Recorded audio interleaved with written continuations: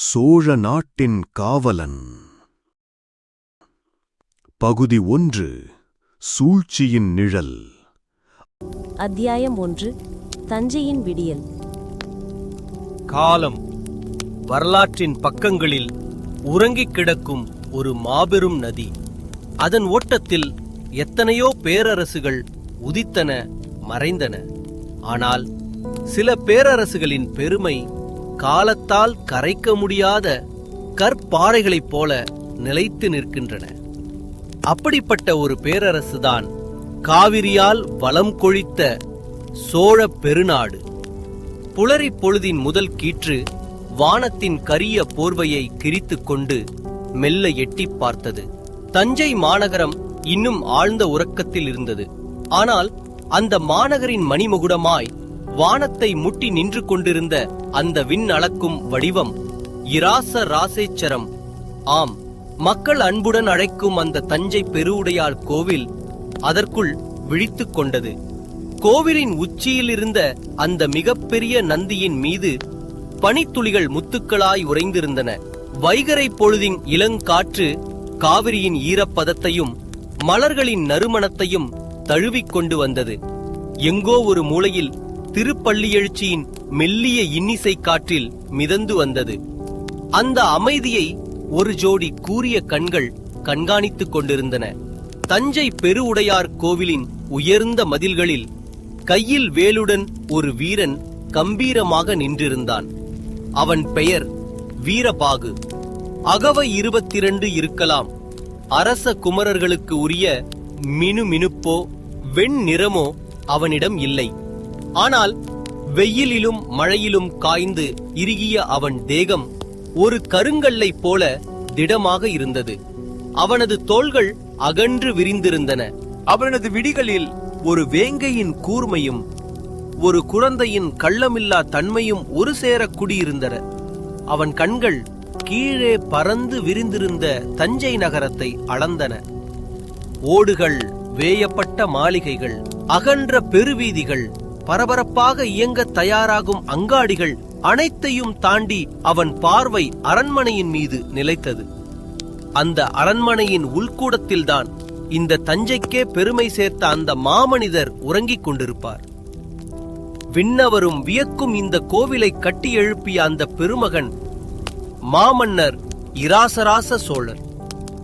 மாமன்னர் என்ற எண்ணம் வந்ததும் வீரபாகுவின் உடல் சிலிர்த்தது. அவன் இந்த கோவிலின் ஒரு சாதாரண காவலன்தான். ஆனால் இந்த மாபெரும் பேரரசின் ஒரு சிறு துளி தானும் இருக்கிறோம் என்ற பெருமிதம் அவன் நெஞ்சை நிமிர்த்தியது. தன் கையில் இருந்த வேலை இன்னும் இறுக்கமாக பற்றிக்கொண்டான். இந்த நாட்டையும் அதன் மன்னரையும் காப்பதே தன் வாழ்வின் நோக்கம் என அவன் மனம் உறுதி பூண்டது. காவல் நேரம் முடிய அவன் மதில்களில் இருந்து இறங்கி வந்தான். கோவிலின் மாபெரும் நிழல் அவன் மீது விழுந்து ஆசிர்வதிப்பதைப் போல இருந்தது. உள்ளே பூக்கூடைகளுடன் மங்கையர் சென்று கொண்டிருந்தனர். வேத மந்திரங்களை ஓதியபடி அந்தணர்கள் நடந்து கொண்டிருந்தனர். அந்த அருள் நிறைந்த சூழல் வீரபாகுவின் மனதிற்குள் ஒருவித அமைதியை நிரப்பியது. அவன் கோவிலை விட்டு வெளியேறி நகரத்தின் வீதிகளில் நடக்கத் தொடங்கினான். இப்போது தஞ்சை முழுமையாக விழித்துக் கொண்டது. குதிரைகளின் கணைப்பொலியும் வண்டிகளின் சக்கர ஓசையும் வணிகர்களின் கூவல்களும் அந்த இடத்தையே ஒரு திருவிழா கோலமாக்கின. பூவிற்கும் பெண்களின் சிரிப்பொலியும் சிறுவர்களின் ஆட்டமும் அந்த நகரத்தின் உயிருள்ள சான்றுகளாக இருந்தன. வீரபாகு தன் நண்பனும் சக வீரனுமான இளமாறனை தேடிச் சென்றான். இளமாறன் ஒரு அட்டில் சாலையில் உணவகம் அமர்ந்து சூடான பனங்கருப்பட்டி பணியாரத்தை சுவைத்துக் கொண்டிருந்தான். என்ன இளமாறா, உனக்கு எப்போது பார்த்தாலும் தின்பதுதான் வேலையா என்று சிரித்தபடி கேட்டான் வீரபாகு. வந்தாயா நண்பா? இந்த உலகத்தில் 2 அருமையான விடயங்கள். ஒன்று நம் மாமன்னரின் புகழை பாடுவது, மற்றொன்று இந்த சுவையான பணியாரத்தை சுவைப்பது. வா, நீயும் ஒன்று உண் என்றான் இளமாறன் தன் வாயில் இருந்த பணியாரத்துடனே. இருவரும் பேசிக்கொண்டே நடந்தனர். அவர்களின் பேச்சு நாட்டின் பெருமையையும் கடற்பயணங்களையும் வரப்போகும் திருவிழாக்களையும் பற்றியதாக இருந்தது. எல்லாம் அமைதியாக அழகாகச் சென்று கொண்டிருந்தது. யாருக்கும் தெரியாது அந்த அமைதிக்கு பின்னால் ஒரு பெரும் புயல் மெதுவாக கரை கந்து கொண்டிருக்கிறது என்று. அவர்கள் அரண்மனையின் வெளிமதிலை ஒட்டிய அங்காடி வழியாகச் சென்று கொண்டிருந்தனர். அப்போது ஒரு குறுகிய சந்தில் இருந்து 2 பேர் வேகமாக வெளியேறி கூட்டத்தோடு கலந்தனர். அவர்களின் முகத்தில் ஒருவித பதற்றம் தெரிந்தது. அவர்கள் சென்ற திசையை வீரபாகு இயல்பாக பார்த்தான். அப்போது அவன் காலில் ஏதோ ஒன்று தட்டுப்பட்டது. குனிந்து பார்த்தான். அது பனை ஓலையால் செய்யப்பட்ட ஒரு சிறிய ஓலைச் சுருள். சற்று முன் அந்த மர்ம நபர்கள் தவறவிட்டு சென்றிருக்க வேண்டும். அதை எடுத்து பிரித்து பார்த்தான். அதில் ஏதேதோ கணக்குகள் போல எழுதப்பட்டிருந்தன. ஆனால் ஓலையின் கடைசியில் இருந்த ஒரு வரி வீரபாகுவின் புருவங்களை சுருங்கச் செய்தது.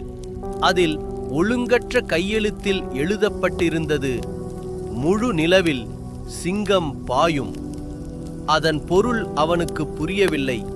சிங்கம் என்பது பாண்டியர்களின் இலச்சினை. ஆனால் அது ஏன் இங்கே, அதுவும் இவ்வளவு மந்தனமாக? வீரபாகுவின் உள்ளுணர்வு ஏதோ சரியில்லை என்று எச்சரித்தது.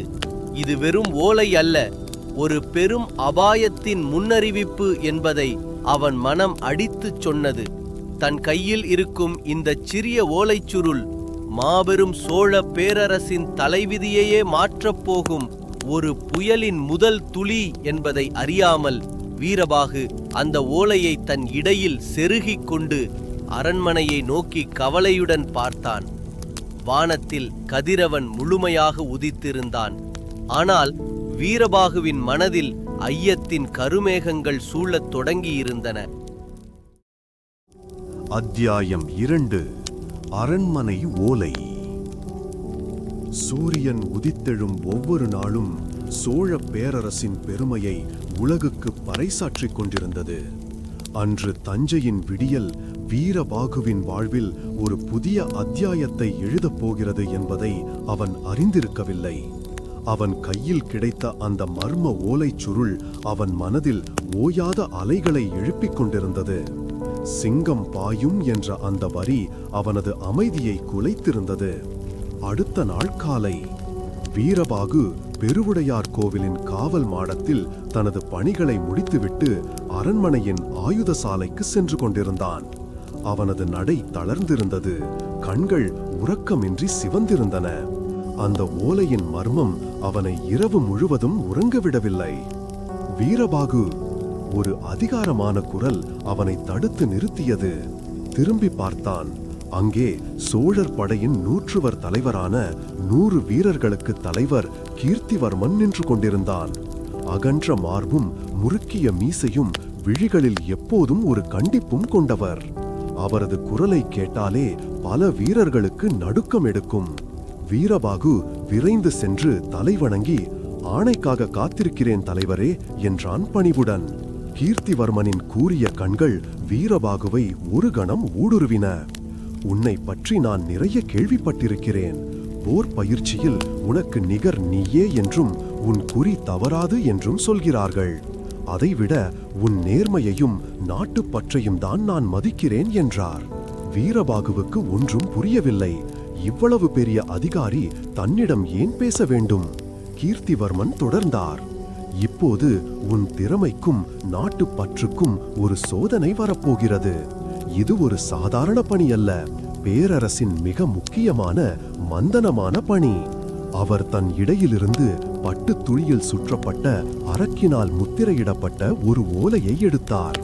அதன் மீது சோழர்களின் புலி இலச்சினை பொறிக்கப்பட்டிருந்தது. அந்த முத்திரையை பார்த்ததுமே வீரபாகுவின் உடல் நிமிர்ந்தது. அது மாமன்னரின் நேரடி ஆணை என்பதற்கான அடையாளம். இந்த ஓலையை நீ பாண்டிய நாட்டின் எல்லையில் உள்ள நமது வைகைக்கரை கோட்டையில் இருக்கும் படைத்தலைவர் பிரம்மராயரிடம் ஒப்படைக்க வேண்டும் என்றான் கீர்த்திவர்மன். அவரது குரலில் இருந்த தீவிரம் அந்த பணியின் முக்கியத்துவத்தை உணர்த்தியது. கட்டளையிடுங்கள் தலைவரே, என் உயிரை கொடுத்தேனும் இந்த ஓலையை கொண்டு சேர்ப்பேன் என்றான் வீரபாகு, குரலில் உறுதி தொனிக்க. உன் உயிர் போனால் இந்த ஓலையும் பகைவர் கைகளுக்கும் போகும். அது நமது நாட்டிற்கே பெரும் தீங்கை விளைவிக்கும். கீர்த்திவர்மனின் வார்த்தைகள் சவுக்கடிகளாக விழுந்தன. ஆகவே உன் உயிரையும் காப்பாற்றிக் கொண்டு இந்த ஓலையையும் காப்பாற்ற வேண்டும். வழியில் யார் தடுத்தாலும் என்ன நடந்தாலும் இந்த ஓலை பிரம்மராயரின் கைகளை தவிர வேறு எவர் கைகளிலும் சேரக்கூடாது. இது மாமன்னரின் ஆணை. வீரபாகு அந்த ஓலையை இரு கரங்களாலும் பயபக்தியுடன் வாங்கிக் கொண்டான். பட்டு துணியின் மென்மைக்கு பின்னால் ஒரு பேரரசின் பாரம் இருப்பது போல உணர்ந்தான்.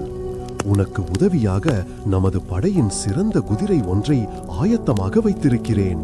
பயணத்திற்கு தேவையான பொற்காசுகளும் உணவும் எடுத்துக்கொள். யாரிடமும் உன் பயணத்தின் நோக்கத்தை சொல்லாதே. உன் நண்பன் இளமாறனிடம் கூட. இது அரச மந்தனம் என்று கூறிவிட்டு கீர்த்திவர்மன் அவன் தோளை தட்டினார். நம்பிக்கையுடன் செல்கிறாய், வெற்றியுடன் திரும்புவாய் என்று நம்புகிறேன். தலைவர் சென்றதும் வீரபாகு அந்த ஓலையை தன் மார்பு கவசத்திற்குள் பத்திரமாக வைத்துக் கொண்டான். அவனது இதயம் வேகமாக துடித்தது. நேற்று வரை கோவிலின் ஒரு சாதாரண காவலனாக இருந்தவன் இன்று பேரரசின் ஒரு முக்கிய தூதுவனாக மாறிவிட்டான். அரண்மனையில் ஆயத்திற்கு சென்றான். அங்கே அவனுக்காக கார்மேகம் போன்ற கருத்த திடமான ஒரு குதிரை காத்திருந்தது. அதன் நெற்றியில் வெள்ளை பொட்டு, நடையில் ஒரு கம்பீரம். அது சோழர் படையின் உயர் ரக போர்க்குதிரை என்பதை பார்த்தாலே தெரிந்தது. அவன் குதிரையின் மீது ஏறி அமர்ந்தான். பயணத்திற்கு தேவையான சிறு மூட்டையை முதுகில் கட்டிக்கொண்டு வாளையும் குறுங்கத்தியையும் சரிபார்த்து கொண்டான். தஞ்சையின் தெற்கு வாசலை கடக்கும் போது அவன் மனம் லேசாக கனத்தது. தன் நண்பன் இளமாறனிடம் கூட சொல்லாமல் செல்வது அவனுக்கு வருத்தமாக இருந்தது. ஆனால் அரச கட்டளை அதைவிட மேலானது. அவன் குதிரையை தட்டிவிட்டான். குதிரை தஞ்சையின் செம்மண் புழுதியை கிளப்பிக் கொண்டு காற்றாய் பறந்தது. சாலையின் இருபுறமும் பச்சை நிற போர்வையை போர்த்தியது போல நெல் வயல்கள் பறந்து விரிந்திருந்தன. காவிரியின் கிளை நதிகள் வெள்ளிக் கோடுகள் போல வயல்களுக்கு இடையில் ஓடிக்கொண்டிருந்தன. உழவர்கள் ஏற்பூட்டி நிலத்தை உழுது கொண்டும் பெண்கள் நாற்று நட்டுக்கொண்டும் இருந்தனர். அவர்களின் முகங்களில் தெரிந்த நிறைவும் மகிழ்ச்சியும் சோழ தேசத்தின் செழிப்பை பறைசாற்றின. வீரபாகுவின் மனதில் ஒரு பெருமிதம் எழுந்தது. இப்பேற்பட்ட நாட்டை பாதுகாக்கத்தானே இந்த பணி. பகல் சாய்ந்து மாலை மெல்ல இறங்கியது. வானம் செந்நிறத்தையும் பொன்னிறத்தையும் ஊதா நிறத்தையும் கலந்து பூசிய ஒரு ஓவியம் போல காட்சியளித்தது. பறவைகள் கூட்டமாக தங்கள் கூடுகளை நோக்கி பறந்து கொண்டிருந்தன. அந்த அமைதி அவன் மனதில் இருந்த குழப்பங்களை சற்று நேரம் மறக்கச் செய்தது. அவன் ஒரு சிறிய கிராமத்தை அடைந்தான். அன்றிரவு அங்குள்ள ஒரு மரத்தடியில் தங்க முடிவு செய்தான். குதிரையை அவிழ்த்துவிட்டு அது புல்மேய இடம் கொடுத்தான். தன் மூட்டையிலிருந்து எடுத்த சில பேரிச்சம்பழங்களையும் நீரையும் அருந்தினான். அப்போது அவன் மார்புக்குள் இருந்த ஓலையின் நினைவு வந்தது. அதை தொட்டு பார்த்தான். இதில் அப்படி என்ன செய்தி இருக்கும்? பாண்டியர்களுடான போர் அறிவிப்பா அல்லது சமாதான உடன்படிக்கையா? ஒருவேளை நேற்று நான் கண்டெடுத்த அந்த ஓலைக்கும் இதற்கும் தொடர்பு இருக்குமோ? அவன் மனதில் கேள்விகள் அடுக்கடுக்காக எழுந்தன. அவன் அறியாமலேயே அவன் ஒரு மாபெரும் சூழ்ச்சி வலைக்குள் முதல் அடியை எடுத்து விட்டான். அவனது பயணம் வெறும் ஓலையை கொண்டு சேர்ப்பதோடு முடிந்துவிடப் போவதில்லை. அது சோழ நாட்டின் தலைவிதியையே தீர்மானிக்கப் போகும் ஒரு நீண்ட ஆபத்தகரமான பயணத்தின் தொடக்கம் என்பதை அந்த இரவு நட்சத்திரங்கள் மட்டுமே அறிந்திருந்தன.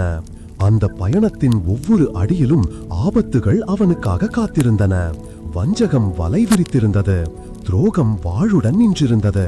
ஆனால் அத்தனைக்கும் நடுவே அவன் வாழ்க்கையை மாற்றப் போகும் ஒரு எதிர்பாராத சந்திப்பும் அவனுக்காக காத்திருந்தது. குதிரையின் மெல்லிய கனைப்பொலிக்கு நடுவே வீரபாகு நட்சத்திரங்கள் நிறைந்த வானத்தை பார்த்தபடியே உறங்கிடச் சரிந்தான். அவனது கனவிலும் அந்த புலி இலச்சினை கொண்ட ஓலை அவனது நெஞ்சை தழுவியபடியே இருந்தது. அத்தியாயம் 3. காவிரியின் கரையில். பயணங்கள் சில நேரங்களில் பாதைகளை மட்டும் கடப்பதில்லை, மனிதர்களின் இதயங்களையும் கடந்து செல்கின்றன. வீரபாகுவின் பயணம் சோழ நாட்டின் அழகிய நிலப்பரப்பை கடந்து அவனது வாழ்க்கையின் மிக முக்கியமான ஒரு சந்திப்பை நோக்கி அவனை அழைத்துச் சென்றது. அது அவன் அதுவரை கண்டிராத ஒரு புதிய உலகத்தின் கதவை திறக்கப் போகும் சந்திப்பு. 2ஆம் நாள் பயணம் தொடங்கியது. காலை கதிரவனின் பொன்னிற கதிர்கள் மரங்களின் இலைகளின் மீது படிந்திருந்த பனித்துளிகளை வைரங்களாக மின்னச் செய்தன. வீரபாகுவின் குதிரை சீரான வேகத்தில் தெற்கு நோக்கி சென்று கொண்டிருந்தது. வழி எங்கும் சிற்றூர்களும் சிவன் கோவில்களும் மக்கள் கூடும் சந்தைகளும் அவன் கடந்து சென்றான். சோழ நாட்டின் அமைதியான வளமான வாழ்வைக் கண்டு அவன் உள்ளம் பூரித்தது. பகல் உச்சிக்கு வந்தது. வெயிலின் கடுமை அதிகமாகவே வீரபாகு பயணத்தை சற்று நிறுத்தி ஓய்வெடுக்க முடிவு செய்தான். சற்று தொலைவில் அடர்ந்த மரங்கள் சூழ்ந்த ஒரு பகுதி தெரிந்தது. அங்கே காவிரியின் கிளை நதி ஒன்று அமைதியாக ஓடிக்கொண்டிருந்தது. அந்த இடத்தின் குளுமையும் அமைதியும் அவனை ஈர்த்தன. குதிரையை ஒரு மரத்தில் கட்டிவிட்டு ஆற்றங்கரையை நோக்கி நடந்தான். ஆற்றின் நீர் பளிங்கு போல தெளிவாக இருந்தது. அதில் நீந்தும் மீன்கள் கூட தெளிவாக தெரிந்தன. கரையில் வெண்மணல் பட்டு விரித்தது போல பரவி கிடந்தது. அந்த ஆற்றின் அழகில் மயங்கிய வீரபாகு தன் காலணிகளை கழற்றிவிட்டு குளிர்ச்சியான நீரில் தன் பாதங்களை நனைத்தான். அந்த நொடியில் பயணத்தின் களைப்பு முழுவதும் அவனை விட்டு அகன்றது போல உணர்ந்தான். அப்போதுதான் அந்த ஒலியை கேட்டான். யாரோ சலங்கை அணிந்து நடனமாடும் ஒலி, மென்மையாக ஆனால் தாளலயத்துடன். சத்தம் வந்த திசையை நோக்கினான். ஆற்றின் மறுபுறத்தில் ஒரு பெரிய மருத மரத்தின் நிழலில் ஒரு பெண் நடனமாடிக்கொண்டிருந்தாள். அவளைச் சுற்றி யாரும் இல்லை. அந்த இயற்கையே அவளுக்கு அரங்கமாகவும் ஆற்றின் சலசலப்பே அவளுக்கு இசையாகவும் இருந்தது. வீரபாகுவின் கண்கள் அவளையே நோக்கின. அவள் யாரோ? ஏன் இங்கே தனியாக நடனமாடுகிறாள்? அவள் செந்நிற பட்டாடை உடுத்தியிருந்தாள். அவளது நீண்ட கரிய கூந்தல் அவள் ஆடும் வேகத்திற்கேற்ப அசைந்தாடியது. அவளது முகத்தை அவனால் முழுமையாக பார்க்க முடியவில்லை. ஆனால் அவளது உடல் அசைவுகளில் தெரிந்த தெய்வீகமும் கம்பீரமும் அவனை அசைய விடாமல் செய்தன. ஒவ்வொரு அசைவும் ஒரு சிற்பி செதுக்கிய சிலையைப் போல அவ்வளவு துல்லியமாக இருந்தது. அது வெறும் நடனமல்ல, ஒரு தவம் என்பதை வீரபாகு உணர்ந்தான். அவள் ஆடிக்கொண்டிருந்த போதே திடீரென தள்ளாடினாள். அவள் கால் சற்றே இடற நிலை தடுமாறி ஆற்றை நோக்கி சரிய தொடங்கினாள். அடுத்த கணம் யோசிக்கவில்லை வீரபாகு. தன் இடையில் இருந்த வாளை கரையில் வைத்துவிட்டு மின்னல் வேகத்தில் ஆற்றுக்குள் பாய்ந்தான். சில நீச்சல்களில் அவளை அடைந்து அவள் நீரில் மூழ்குவதற்குள் அவளை தன் வலுவான கரங்களால் தாங்கினான். அப்போதுதான் அவன் அவளது முகத்தை முதன்முதலாக பார்த்தான். அந்த முகம் முழு நிலவின் குளிர்ச்சியையும் பூக்களின் மென்மையையும் ஒருங்கே கொண்டிருந்தது. கூர்மையான நாசி, வில் போன்ற புருவங்கள், தேன் நிறத்தில் இதழ்கள். ஆனால் அனைத்தையும் விட அவளது கண்கள். அந்த கண்களில் ஒரு மானின் மருட்சியும் ஒரு அரசியின் அதிகாரமும் ஒரு சேர குடியிருந்தன. நீரில் நனைந்த அவளது கூந்தல் கற்றைகள் முகத்தில் சிதறி கிடந்தன. அவள் பயத்தில் அவனை பார்த்தாள். அவனது திடமான பிடியில் இருந்து கொண்டு நான் என்று பேச தடுமாறினாள். பயப்படாதீர்கள் என்றான் வீரபாகு மென்மையான குரலில். நீங்கள் பாதுகாப்பாக இருக்கிறீர்கள். அவன் அவளை மெதுவாக கரைக்கு அழைத்து வந்தான். கரையில் அவளை அமர வைத்து அவளிடமிருந்து சற்று விலகி நின்றான். அவனது செயலில் தெரிந்த நாகரிகம் அவளை ஈர்த்தது. அவள் தன் உடையை சரி செய்து கொண்டு நிமிர்ந்து அவனை பார்த்தாள். நன்றி வீரரே, நீங்கள் சரியான நேரத்தில் வராமல் இருந்திருந்தால் அவள் பாக்கியத்தை முடிக்கவில்லை. இயற்கையின் அழகில் மயங்கி ஆடிக்கொண்டிருந்தீர்கள். அதில் தடுமாறுவது இயல்புதான் என்றான் வீரபாகு அவளை சமாதானப்படுத்தும் விதமாக. அவள் லேசாக புன்னகைத்தாள். அந்த புன்னகை அந்த ஆற்றங்கரை முழுவதையும் ஒளிரச் செய்தது போல இருந்தது. என் பெயர் குழலி என்றாள். வீரபாகு என்றான் அவன் அவளது கண்களை நேராக பார்த்தபடி. இருவருக்கும் இடையில் ஒரு சில கணங்கள் மௌனம் நிலவியது.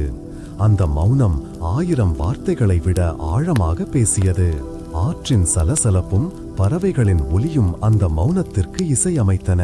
நீங்கள் மட்டும் ஏன் இங்கே தனியாக நடனமாடுகிறீர்கள் என்று கேட்டான் வீரபாகு மௌனத்தை கலைத்து. என் மனம் கலக்கமாக இருக்கும் போதெல்லாம் நான் நடனமாடுவது வழக்கம். அது என் குருநாதர் கற்றுக் கொடுத்தது. நடனம் என் ஆன்மாவுடன் பேசும் மொழி. தஞ்சையின் பரபரப்பிலிருந்து விலகி இந்த அமைதியான இடத்தில் ஆடும்போது என் கவலைகள் கரைந்து போகும் என்றாள் குழலி. அவளது குரல் வீணையின் நாதம் போல ஒலித்தது. அவர்கள் பேசிக் கொண்டிருக்கும் போதே தூரத்தில் குதிரைகளின் குளம்பொலி கேட்டது. 2 வீரர்கள் குதிரைகளில் வந்து இறங்கினர். அவர்கள் குழலியின் காவலர்கள் போல தெரிந்தன. இளவரசி, உங்களை தேடிதான் வருகிறோம். அமைச்சர் பெருமான் கவலைப்படுவார். புறப்படலாமா என்றான் ஒரு வீரன். இளவரசி என்ற சொல் வீரபாகுவை சற்றே திகைக்க வைத்தது. ஆனால் அவள் அரண்மனையைச் சேர்ந்தவள் என்பதை அவளது தோற்றமும் காவலர்களும் உறுதிப்படுத்தினர். குழலி எழுந்தாள். அவள் மீண்டும் வீரபாகுவை பார்த்தாள். அவள் கண்களில் சொல்ல முடியாத ஒரு நன்றி கலந்த ஏக்கம் தெரிந்தது. மீண்டும் ஒரு முறை நன்றி வீரபாகு, உங்கள் உதவியை நான் மறக்க மாட்டேன் என்றாள். கடமையை செய்தேன் இளவரசி என்றான் வீரபாகு தலை வணங்கி. குழலி தன் காவலர்களுடன் குதிரையில் ஏறி புறப்பட்டாள். அவள் செல்லும் வரை வீரபாகு அவளையே பார்த்து கொண்டிருந்தான். அவள் சென்ற பிறகும் அவள் விட்டுச் சென்ற சலங்கை ஒலியும் அவளது புன்னகையும் அந்த ஆற்றங்கரையிலேயே தங்கியிருந்தது போல உணர்ந்தான். அவன் கையில் ஒரு பேரரசின் மந்தன ஓலை இருந்தது. அவன் மனதில் ஒரு பெரும் மர்மத்தின் சுமை இருந்தது. ஆனால் இப்போது அவனது இதயத்தில் குழலியின் நினைவுகளும் மெல்ல இடம் பிடிக்கத் தொடங்கியிருந்தன.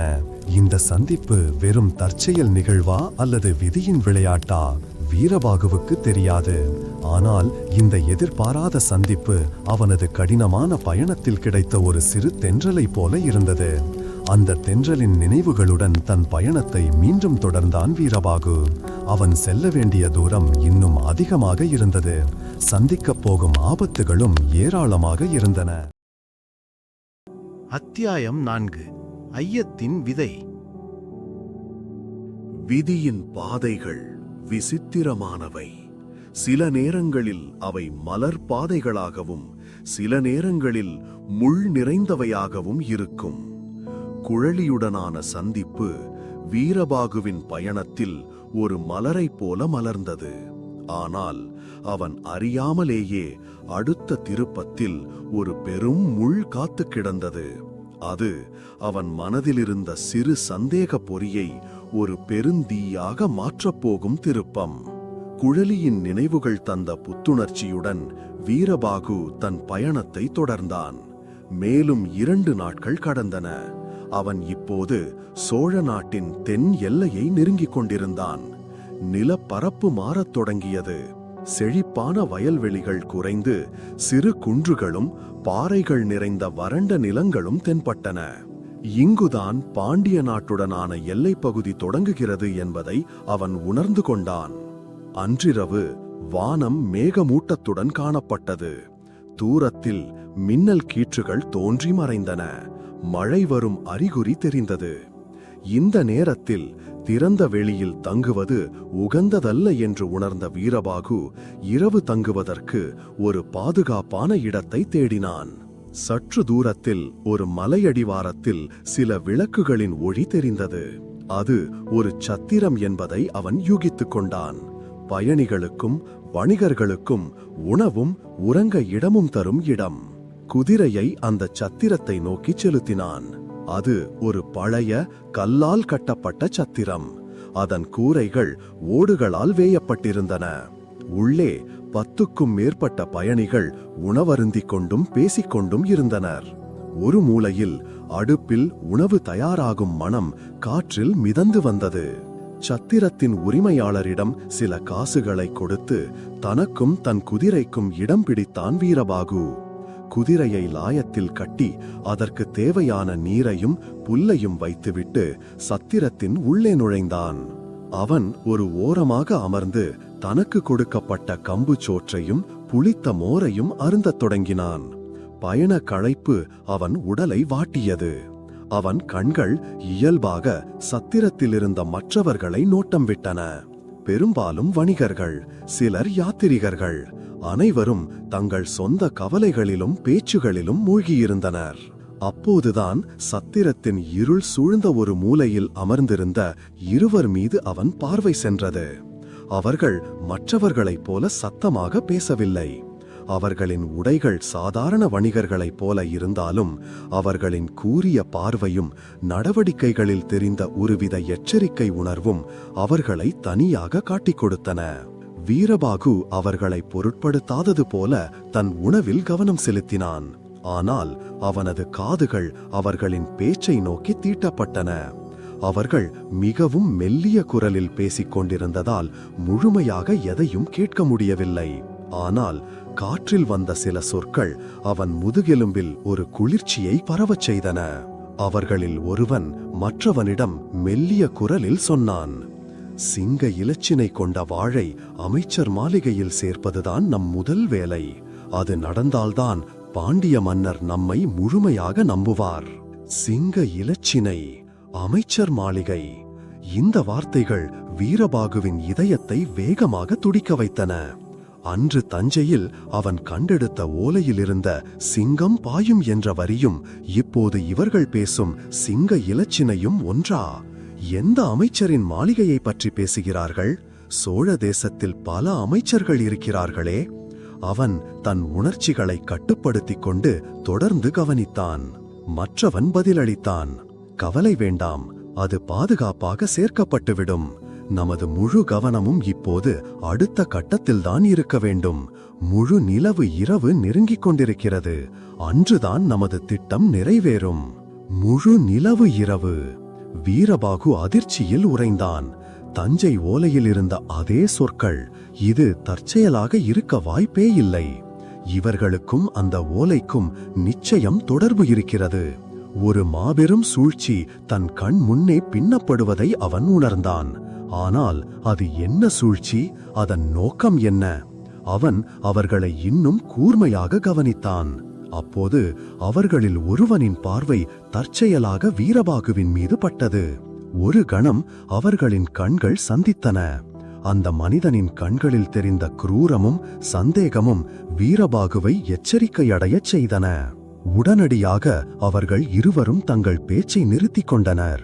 அவர்கள் தங்களை கவனித்து விட்டார்கள் என்பதை அவன் உணர்ந்து கொண்டான். அவன் இயல்பாக இருப்பது போல தன் உணவை முடித்துவிட்டு எழுந்தான். இங்கு உறங்க ஓர் அறை கிடைக்குமா என்று சத்திரத்து உரிமையாளரிடம் கேட்டான். உள்ளே இடமில்லை ஐயா, ஆனால் பின்புறமுள்ள பரந்த கூடத்தில் படுத்துக் கொள்ளலாம். அங்கே உங்களைப் போல பலர் தங்கியிருக்கிறார்கள் என்றார் உரிமையாளர். வீரபாகு தலையசைத்துவிட்டு அந்த கூடத்தை நோக்கிச் சென்றான். ஆனால் அவன் உறங்கச் செல்லவில்லை. அந்த மர்ம நபர்கள் தன்னை அடையாளம் கண்டு கொண்டிருக்கலாம், அதனால் ஆபத்து வரலாம் என்று அவன் உள்ளுணர்வு எச்சரித்தது. கூடத்தின் ஒரு இருண்ட மூலையில் உறங்குவது போல படுத்துக்கொண்டான். ஆனால் அவன் கண்கள் திறந்தே இருந்தன. அவனது ஒரு கை எப்போதும் தன் இடுப்பில் இருந்த குருவாளின் பிடியிலேயே இருந்தது. நள்ளிரவு கடந்திருக்கும். சத்திரத்தில் அனைத்து விளக்குகளும் அணைக்கப்பட்டு ஆழ்ந்த அமைதி நிலவியது. குரட்டை ஒலிகளும் பூச்சிகளின் ரீங்காரமும் மட்டுமே கேட்டன. அப்போது வீரபாகுவின் கூரிய காதுகள் மெல்லிய காலடி ஓசையை கேட்டன. யாரோ இருவர் மிக மிக எச்சரிக்கையாக பூனையைப் போல நடந்து அவன் படுத்திருக்கும் இடத்தை நோக்கி வந்து கொண்டிருந்தார்கள். அவர்கள் வேறு யாருமல்ல, அவன் சந்தேகித்த அந்த இருவர்தான். வீரபாகு மூச்சை அடக்கிக் கொண்டு இறந்தது போல கிடந்தான். அவர்கள் அவன் அருகில் வந்தனர். ஒருவன் தன் கையில் இருந்த சிறிய விளக்கின் ஒளியை அவன் முகத்தில் பாய்ச்சி இவன்தானா என்று மற்றவனிடம் கேட்டான். ஆம், அரண்மனையில் ஆயத்திலிருந்து இவன் கிளம்பிய போதே இவன் ஒரு தூதுவன் என்று சந்தேகம் இருந்தது. இவன் கொண்டு செல்லும் ஓலையில் என்ன இருக்கிறது என்று பார்க்க வேண்டும். ஒருவேளை நமது திட்டத்தை பற்றியதாக இருந்தால் இவன் உயிரோடு இருக்கக்கூடாது என்றான் மற்றவன். அவன் குரலில் கொலை வெறி தொனித்தது. அடுத்த கணம் ஒருவன் தன் கத்தியை உருவி வீரபாகுவின் நெஞ்சில் பாய்ச்ச குனிந்தான். அதுவரை மூச்சை அடக்கி கிடந்த வீரபாகு ஒரு வேங்கையைப் போல சீறி பாய்ந்தான். அத்தியாயம் 5. முதல் தாக்குதல். விதி சில நேரங்களில் வேட்டையாடும் மிருகத்தைப் போல பதுங்கி இருக்கும். அமைதியாகத் தெரியும் இரவின் மடியில் வீரபாகுவின் உயிரிக்காக ஒரு கொடிய வேட்டை தொடங்கியது. அது வெறும் ஓலைக்கான சண்டை அல்ல, சோழ பேரரசின் எதிர்காலத்தை தீர்மானிக்கப் போகும் ஒரு மாபெரும் சூழ்ச்சியின் முதல் மோதல். அந்த மர்ம வீரன் தன் குருவாளை ஓங்கி வீரபாகுவின் நெஞ்சில் பாய்ச்ச குனிந்த கணம், அதுவரை உறங்குவது போல கிடந்த வீரபாகு மின்னல் வெட்டுவது போல எழுந்தான். அவனது கண்கள் இருளிலும் தீப்பந்தங்களாக ஜொலித்தன. யார் நீங்கள் என்று கர்ஜித்தபடியே அவன் அந்த வீரனின் கையை இறுகப் பற்றினான். திடீர் தாக்குதலை எதிர்பாராத அந்த வீரன் நிலைகுலைந்தான். வீரபாகுவின் பிடி இரும்பைப் போல இறுக அவன் கையிருந்த குருவாள் டங் என்ற ஓசையுடன் தரையில் விழுந்தது. அடுத்த நொடி வீரபாகு தன் காலால் மற்றவனை எட்டி உதைத்தான். அந்த உதை தாங்காமல் அவன் சுவரில் மோதி சரிந்தான். சத்தம் கேட்டு உறங்கிக் கொண்டிருந்த மற்ற பயணிகள் பதறி அடித்து எழுந்தனர். என்ன சத்தம் அது? திருடர்களா என்று குழப்பத்தில் கூச்சலிட்டனர். அந்த குழப்பத்தை பயன்படுத்திக் கொண்டு அந்த 2 மர்ம வீரர்களும் சுதாரித்துக் கொண்டனர். அவர்கள் சாதாரண ஆட்கள் அல்ல, நன்கு பயிற்சி பெற்ற போர் வீரர்கள் என்பதை அவர்களின் அடுத்த கட்ட நகர்வுகள் காட்டின. இவனை உயிரோடு விடாதீர்கள், ஓலையை கைப்பற்றுங்கள் என்று ஒருவன் கத்தியபடி தன் இடையில் மறைத்து வைத்திருந்த நீண்ட வாளை உருவினான். மற்றவனும் தன் வாளை உருவிக்கொண்டான். சத்திரத்தின் உரிமையாளர் ஒரு மூலையில் இருந்து, ஐயோ, என் சத்திரத்தில் இரத்தக்களரியா, யாராவது படையினரை அழையுங்கள் என்று அலறினார். ஆனால் அந்த இருண்ட கூடத்தில் இருவருக்கும் ஒருவனாக வீரபாகு தனியாக நின்றான். அவன் தன் வாளை உருவவில்லை. இவர்களை வீழ்த்த வாள் தேவையில்லை என்று அவன் மனம் கணக்கு போட்டது. இங்கு வாள் சண்டை போட்டால் அப்பாவி பயணிகளின் உயிருக்கும் ஆபத்து நேரலாம். முதல் வீரன் செத்துப்போ என்று கத்தியபடி தன் வாளை சுழற்றி வீரபாகுவின் கழுத்தை நோக்கி வீசினான். வீரபாகு ஒரு தேர்ந்த நடனக் கலைஞனைப் போல சற்றே குனிந்து அந்த வாள் வீச்சிலிருந்து தப்பினான். அவன் குனிந்த வேகத்தில் தன் கையால் தரையிலிருந்த மணலை அள்ளி அந்த வீரனின் முகத்தில் வீசினான். ஆ என்று அலறியபடி அந்த வீரன் கண்களை மூடிக்கொண்டான். அந்த ஒரு கணத்தை பயன்படுத்திய வீரபாகு பாய்ந்து சென்று அவனது வாளை பிடித்திருந்த கையை முறுக்கினான். கிராக் என்ற எலும்பு முறியும் சத்தத்துடன் அந்த வீரன் வலியால் துடித்தான். அவனது கையிலிருந்த வாள் கீழே விழுந்தது. இதைக் கண்ட 2வது வீரன் கோபத்துடன் வீரபாகுவை நோக்கி பாய்ந்தான். அவன் தன் வாளால் வீரபாகுவின் வயிற்றை குறிவைத்து குத்தினான். வீரபாகு பின்வாங்குவது போல பாவனை செய்து சத்திரத்தின் தூண் ஒன்றின் பின்னால் மறைந்தான். அந்த வீரனின் வாள் தூணில் ஆழமாக பதிந்தது. அவன் தன் வாளை தூணிலிருந்து உருவ முயற்சிக்கும் அந்த சிறு இடைவெளியில் வீரபாகு தூணின் மறுபுறத்திலிருந்து வெளிப்பட்டு தன் முழங்கையால் அவனது கழுத்தில் பலமாக தாக்கினான். அந்த தாக்குதலில் நிலை தடுமாறிய வீரனின் கையை மடக்கி கீழே தள்ளி அவனது மார்பின் மீது தன் காலை வைத்து அழுத்தினான் வீரபாகு. யார் நீங்கள்? உங்களை அனுப்பியது யார்? ஓலையில் என்ன இருக்கிறது என்று உங்களுக்கு எப்படி தெரியும் என்று வீரபாகு கோபத்துடன் கேட்டான். தோல்வியுற்ற அந்த வீரன் வலியுடன் சிரித்தான். உன்னை கொல்ல 1000 பேர் வருவார்கள், நீ தப்ப முடியாது, சோழ அரசே அழியப் போகிறது என்று விஷத்தை கக்கினான். அவன் பேசி முடிக்கும் முன் தன் வாயில் மறைத்து வைத்திருந்த ஒரு சிறிய கரும்பொருள் ஒன்றை வேகமாக மென்றான். அடுத்த கணமே அவன் வாய் வழியே கரு நீல நிறத்தில் நுரை தள்ளியது. அவன் கண்கள் மேலே சொருக உடல் ஒருமுறை வெட்டி இழுத்து அடங்கியது. அவன் நஞ்சருந்தி தற்கொலை செய்து கொண்டான். வீரபாகு அதிர்ச்சியுடன் அவனை பார்த்தான்.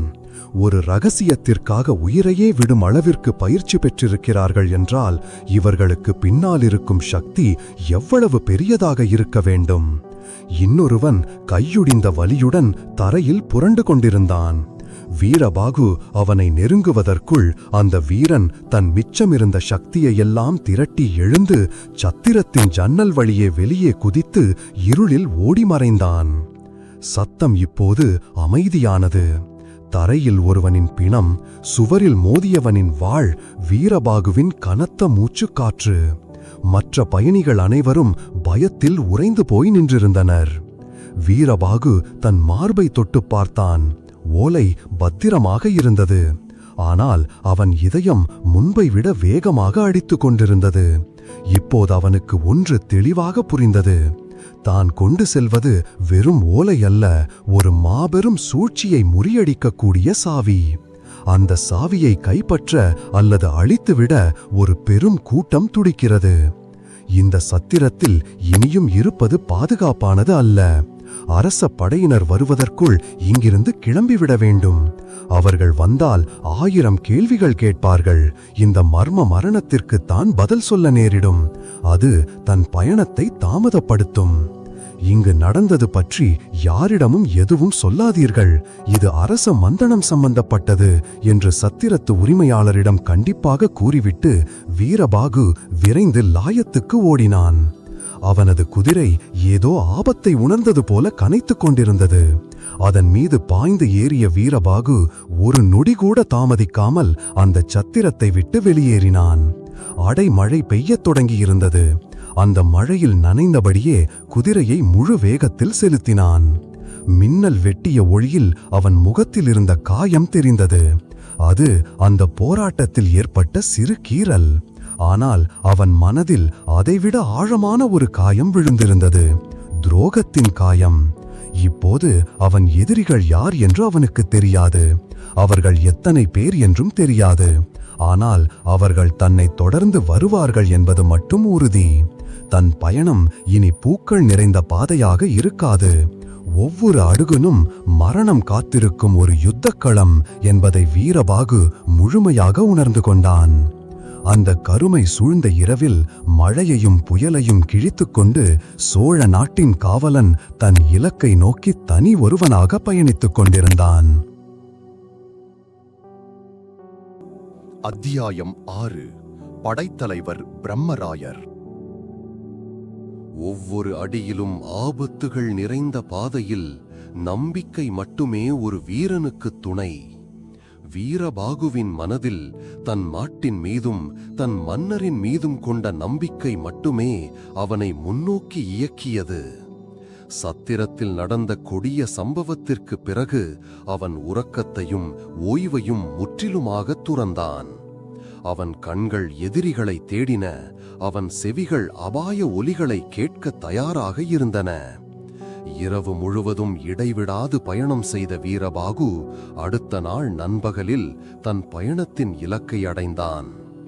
அவன் கண் முன்னே பறந்து விரிந்த வைகை ஆற்றின் கரையில் வானுயர கோட்டை மதில்களுடன் கம்பீரமாக நின்றது சோழர்களின் எல்லை கோட்டை. அது சாதாரண கோட்டை அல்ல. பாண்டிய நாட்டுடனான எல்லையை காக்கும் ஒரு வலிமையான அரண். கோட்டையின் உச்சியில் சோழர்களின் புலிச்சின்னம் பொறித்த கொடி காற்றில் பெருமையுடன் அசைந்தாடிக் கொண்டிருந்தது. கோட்டையின் தலைவாயிலில் ஈட்டிகளும் வாள்களுமாக நின்றிருந்த காவலர்கள் வேகமாக வந்த வீரபாகுவை கண்டு தடுத்து நிறுத்தினர். அவர்களின் விழிகளில் இருந்த கூர்மையும் தோரணையும் அவர்கள் எவ்வளவு பயிற்சி பெற்றவர்கள் என்பதை காட்டியது. நில், யார் நீ? இந்த அவசரத்தில் எங்கே செல்கிறாய் என்று ஒரு காவலன் அதிகாரமாக கேட்டான். வீரபாகு குதிரையிலிருந்து இறங்கினான். பயணக் களைப்பும் இரவின் போராட்டமும் அவன் தோற்றத்தை மாற்றியிருந்தன. அவன் உடைகள் சேராகியிருந்தன. முகத்தில் சிறு காயத்தின் வடு தெரிந்தது. ஆனால் அவன் விழிகளிலிருந்த தீக்ஷண்யம் குறையவில்லை. நான் தஞ்சையிலிருந்து வருகிறேன். படைத்தலைவர் பிரம்மராயர் அவர்களை உடனடியாக சந்திக்க வேண்டும். இது அரச மந்தனம் என்றான் வீரபாகு தன் குரலில் உறுதியை நிலைநிறுத்தி. அவனது தோற்றத்தையும் அவன் பேசிய விதத்தையும் கண்ட காவலர்களுக்கு சிறு குழப்பம். அப்போது வீரபாகு தன் மேலங்கியிலிருந்து தஞ்சையில் நூற்றுவர் தலைவர் கீர்த்திவர்மன் கொடுத்த சிறிய இலச்சினையை காட்டினான். அது சோழர்களின் சிறப்பு தூதுவர்களுக்கான அடையாளம். அந்த இலச்சினையை பார்த்ததும் காவலர்களின் முகத்தில் இருந்த கடுமை மறைந்து மரியாதை குடிகொண்டது. அவர்கள் உடனடியாக வழிவிட்டு தலை வணங்கினர். மன்னிக்க வேண்டும் வீரரே, உள்ளே செல்லுங்கள். படைத்தலைவர் தன் மாளிகையில் இருப்பார். வீரபாகு கோட்டைக்குள் நுழைந்தான். உள்ளே அது ஒரு சிறிய நகரத்தைப் போலவே இருந்தது. வீரர்கள் போர் பயிற்சி செய்யும் மைதானங்கள், ஆயுத சாலைகள், குதிரை லாயங்கள், அவர்களின் குடியிருப்புகள் என அனைத்தும் ஒரு ஒழுங்குடன் அமைக்கப்பட்டிருந்தன. எங்கு பார்த்தாலும் வீரர்களின் நடமாட்டம். அந்த இடமே ஒரு போருக்கு எப்போதும் தயாராக இருப்பது போன்ற இறுக்கமான சூழலுடன் காணப்பட்டது. அவன் படைத்தலைவரின் மாளிகையை அடைந்தான். அது கோட்டையின் மையத்தில் மற்ற கட்டிடங்களை விட சற்று உயரமாக அமைந்திருந்தது. வாயிலில் நின்ற காவலர்களிடம் தன்னை அறிமுகப்படுத்திக் கொண்டு உள்ளே செல்ல அனுமதி பெற்றான். மாளிகையின் நீண்ட கூடத்தை கடந்து படைத்தலைவரின் அறைக்கு அழைத்து செல்லப்பட்டான். அந்த அறை ஆடம்பரமாக இல்லை, ஆனால் நேர்த்தியாகவும் அதிகார தோரணையுடனும் இருந்தது. சுவரில் சோழ நாட்டின் வரைபடமும் பலவிதமான போர்க்கருவிகளும் மாட்டப்பட்டிருந்தன. அறையின் நடுவே ஒரு பெரிய மர மேசைக்கு பின்னால் ஒருவர் அமர்ந்திருந்தார். அவர்தான் படைத்தலைவர் பிரம்மராயர். அவருக்கு வயது 50 தாண்டியிருக்கும். நரைத்த முடியும் தாடியும் அவருக்கு ஒரு அனுபவ முதிர்ச்சியை கொடுத்தன. அவரது முகத்தில் பல போர்க்களங்களை கண்ட ஒரு தளபதிக்கே உரிய வடுக்கள் இருந்தன. அவர் கண்கள் ஒரு பருந்தின் கண்களைப் போல எதிரில் நிற்பவர்களின் உள்ளத்தை ஊடுருவி பார்க்கும் சக்தி கொண்டவையாக இருந்தன. வீரபாகு உள்ளே நுழைந்ததும் அவர் தன் கையிலிருந்த ஓலைச் சுருளிலிருந்து பார்வையை உயர்த்தி அவனை நோக்கினான். தஞ்சையிலிருந்து தூதுவன் என்று சொன்னார்கள், நீதானா அது என்றார். அவரது குரல் பாறையில் உரசும் இரும்பை போல கணீர் என்று ஒலித்தது. ஆம் படைத்தலைவரே என்றான் வீரபாகு பணிவுடன் தலை வணங்கி. அவன் தன் மார்பு கவசத்திற்குள் பத்திரமாக வைத்திருந்த அந்த மந்தன ஓலையை வெளியே எடுத்தான்.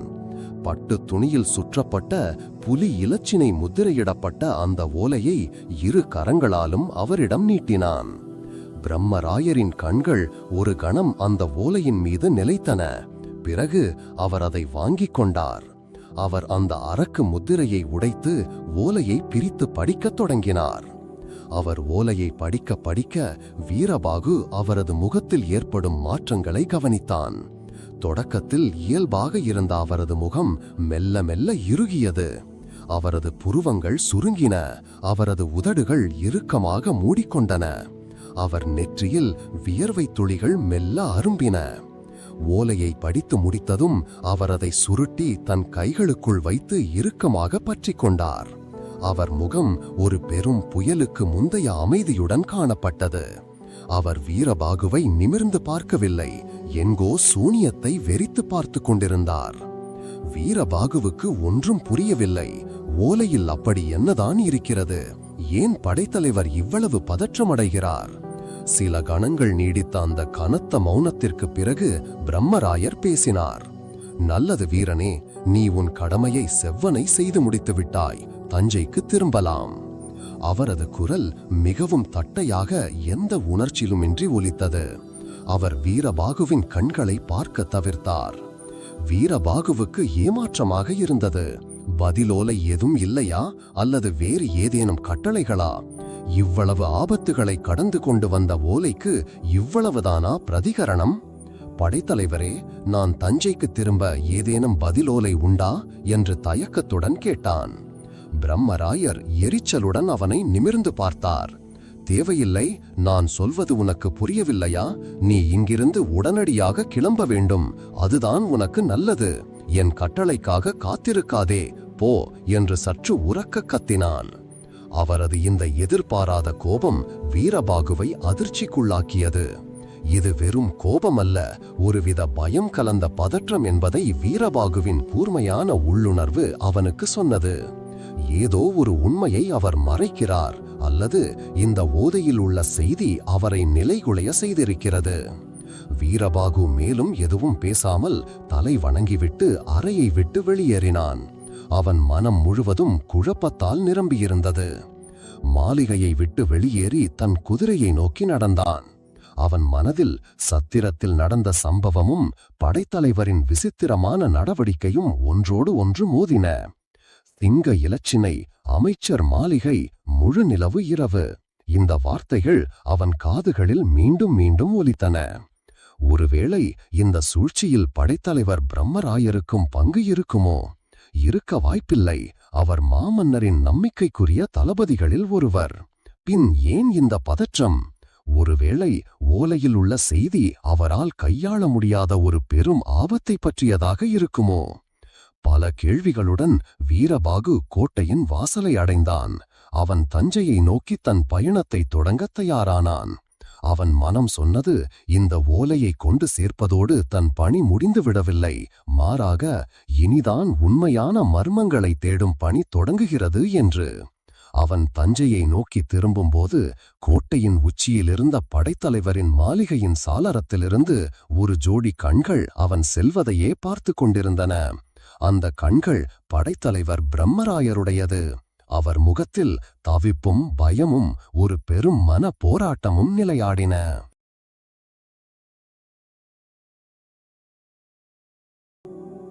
அத்தியாயம் 7.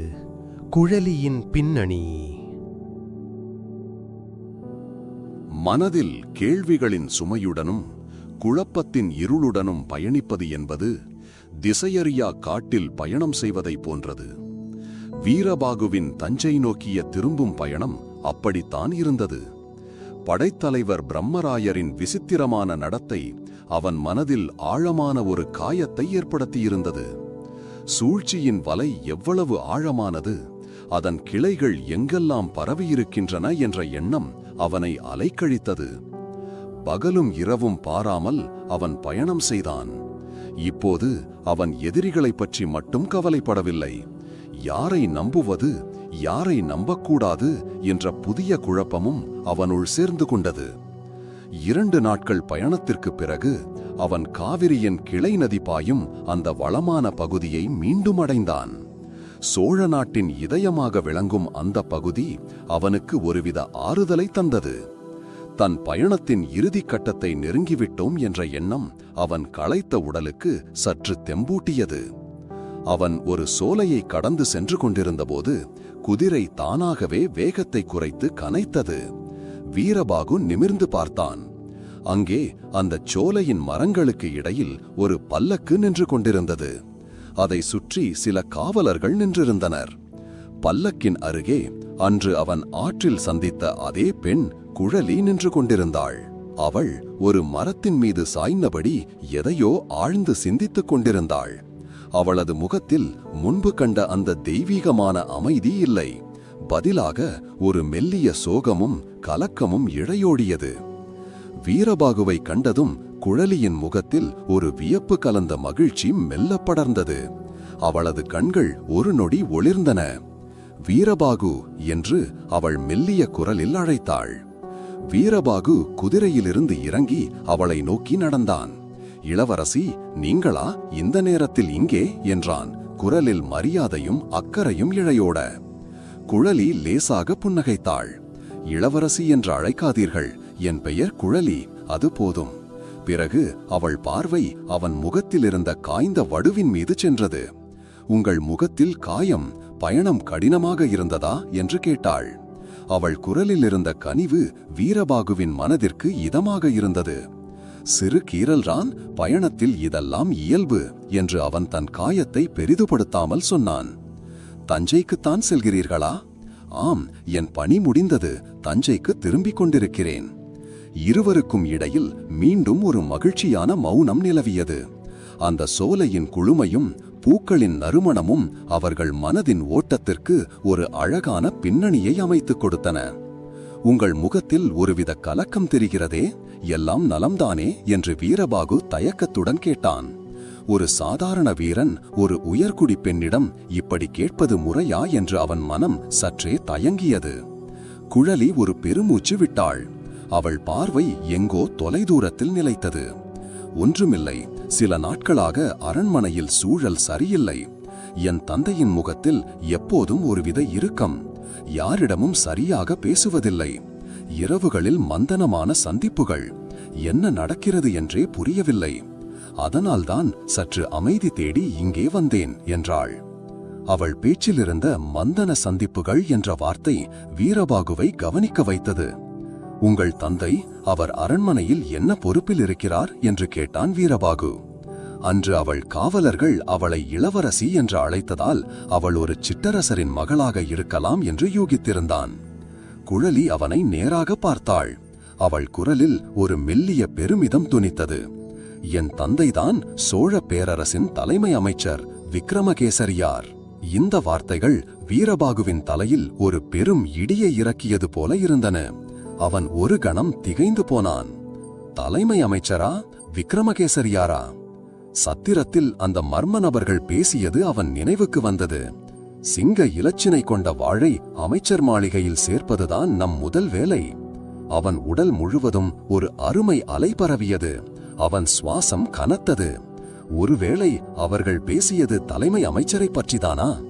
சோழ பேரரசின் அசைக்க முடியாத தூண்களில் ஒருவரான மாமன்னர் ராஜராஜரின் வலதுகரம் போல செயல்படும் விக்ரமகேசரியாரா இந்த சூழ்ச்சியின் தலைவர்? அவனால் நம்ப முடியவில்லை. அவன் முகம் வெளிரி போனதை குழலி கவனித்தாள். என்னாயிற்று வீரபாகு? ஏன் திடீரென்று உங்கள் முகம் மாறிவிட்டது? என் தந்தையை உங்களுக்கு தெரியுமா என்று கேட்டாள் குழலி கவலையுடன். வீரபாகு தன்னை சமாளித்துக் கொண்டான். தன் அதிர்ச்சியை காட்டிக்கொள்ளக் கூடாது என்று அவனுக்கு தெரியும். இது எவ்வளவு பெரிய, எவ்வளவு ஆபத்தான ஒரு சூழ்ச்சி என்பதை அவன் இப்போது உணரத் தொடங்கினான். இல்லை இல்லை, ஒன்றுமில்லை. தலைமை அமைச்சர் பெருமானின் பெயரை கேட்டதும் ஒருவித பிரமிப்பு, அவ்வளவுதான் என்று சமாளித்தான். ஆனால் அவன் இதயம் வேகமாக அடித்தது. என் தந்தை ஒரு சிறந்த மனிதர், ஆனால் சில சமயங்களில் அவரது செயல்கள் எனக்கே புரியவில்லை என்றாள் குழலி தன் தந்தையை பற்றிய பெருமையும் குழப்பமும் கலந்த குரலில். வீரபாகுவுக்கு என்ன சொல்வதென்றே தெரியவில்லை. அவன் முன்னிற்கும் இந்த பெண் அவன் யாரை சந்தேகிக்கிறானோ அந்த மாபெரும் சக்தியின் மகள். ஒரு புறம் அவள் மீது அவன் மனதில் மலர்ந்த மெல்லிய ஈர்ப்பு, மறுபுறம் அவள் தந்தை மீது எழுந்த பெரும் சந்தேகம். அவன் மனம் ஒரு பெரும் புயலில் சிக்கிய படகு போல தத்தளித்தது. அப்போது குழலியின் காவலன் வந்து, புறப்பட நேரமாகிறது அம்மா என்று நினைவுபடுத்தினான். குழலி வீரபாகுவை பார்த்து புன்னகைத்தாள். தஞ்சையில் சந்திப்போம் வீரபாகு, உங்கள் பயணம் பாதுகாப்பாக அமையட்டும் என்றாள். அவள் கண்களில் மீண்டும் சந்திக்கும் ஏக்கம் தெரிந்தது. அவள் பல்லக்கில் ஏறி சென்றாள்.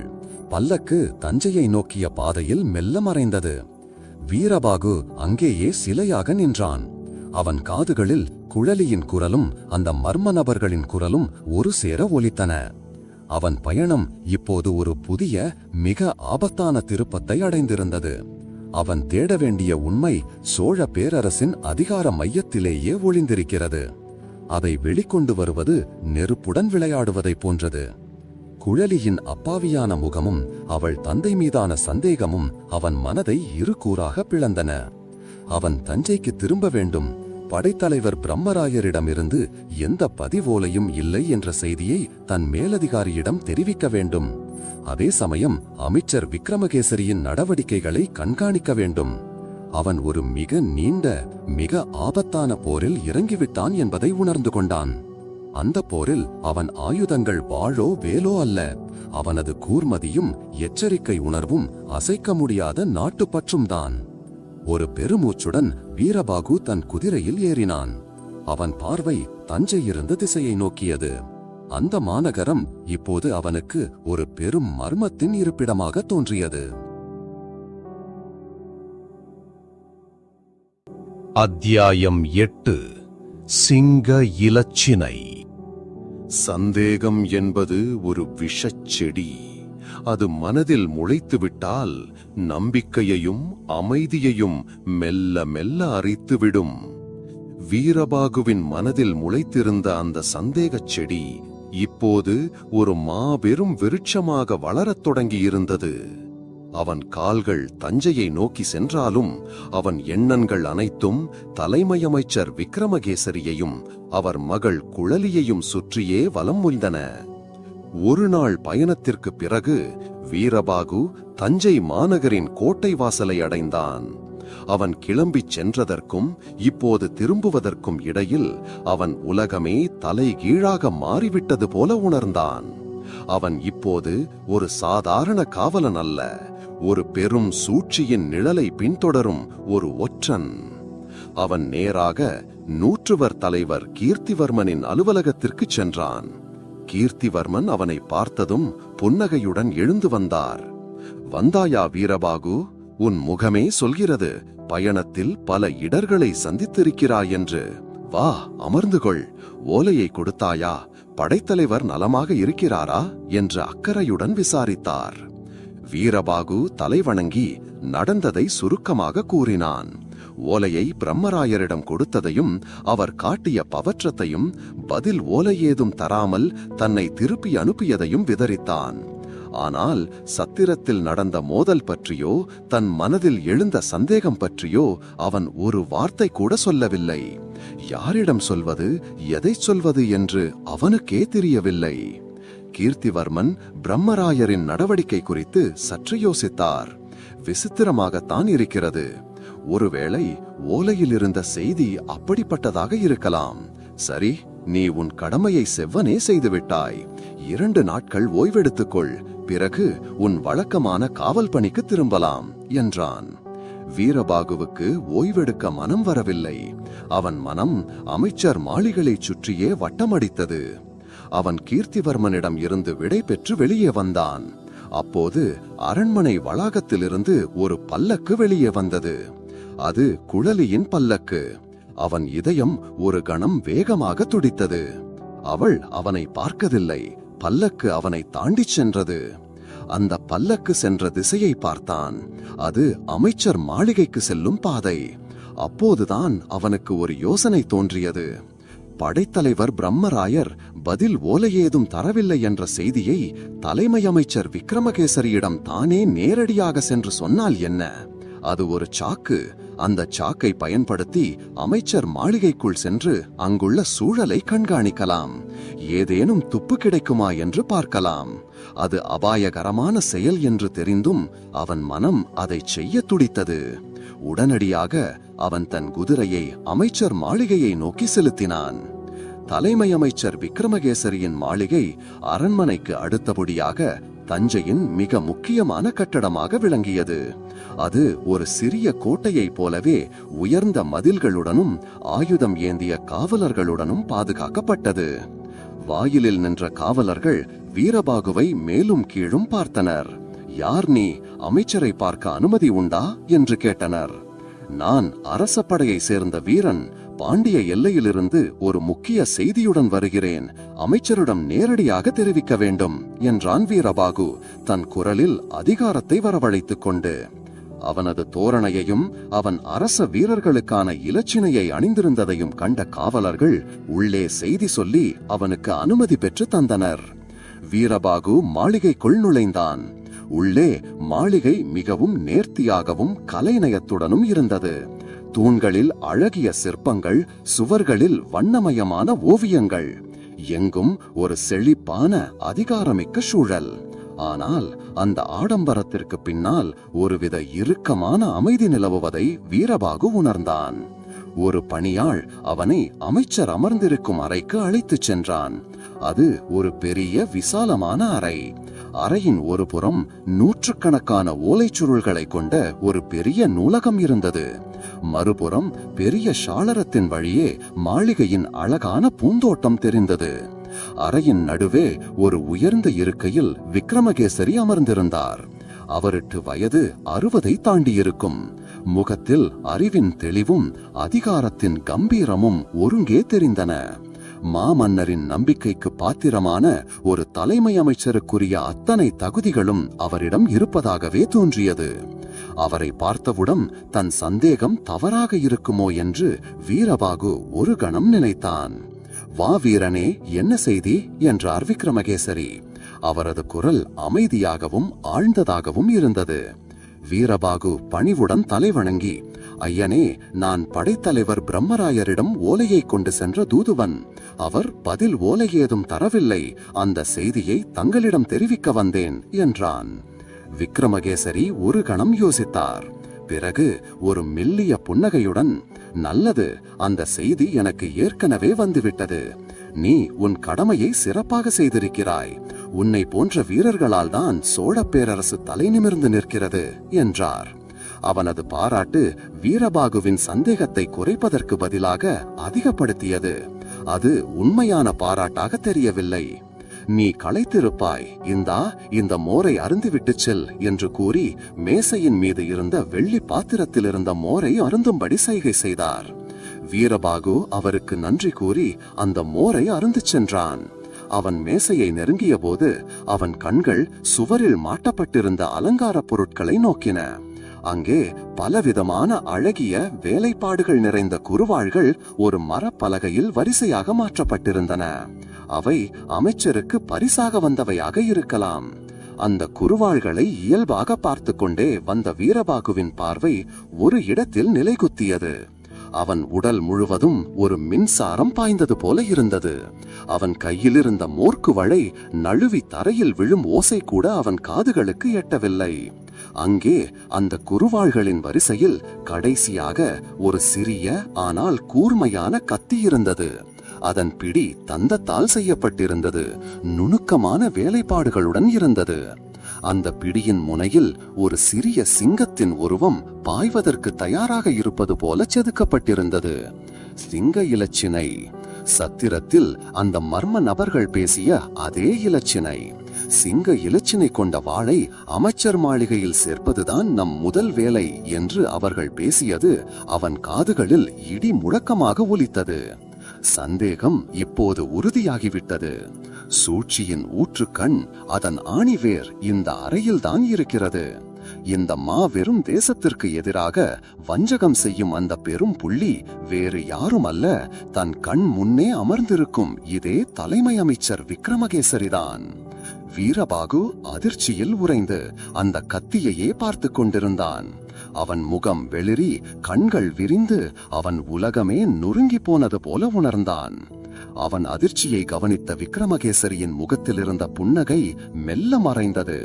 அவரது கண்களில் அதுவரை மறைந்திருந்த குரூரமும் விஷமும் மெல்ல வெளிப்படத் தொடங்கின. என்ன வீரனே, இந்த கத்தி உனக்கு மிகவும் பிடித்து விட்டதா? அது என் நண்பர் ஒருவர் அன்பளிப்பாக கொடுத்தது என்றார் அமைச்சர். அவரது குரலில் இப்போது ஒருவித எள்ளல் தொனித்தது. வீரபாகுவுக்கு பேச வார்த்தைகள் வரவில்லை. அவன் மெதுவாக தன் பார்வையை அமைச்சரின் மீது திருப்பினான். அப்போது அவனுக்கு பின்னால் அறையின் கதவு மெதுவாக சாட்டப்படும் ஓசை கேட்டது. அவன் திரும்பி பார்த்தான். அங்கே அறையின் வாசலில் கைகளில் உருவிய வாள்களுடன் 2 காவலர்கள் நின்றிருந்தனர். அவர்கள் அவனை உள்ளே செல்ல அனுமதித்த காவலர்கள் அல்ல. அவர்களின் முகத்தில் ஈவிரக்கமான கொலை வெறி தெரிந்தது. வீரபாகு ஒரு கொடிய எலிப்பொறிக்குள் சிக்கிக் கொண்டதை உணர்ந்தான்.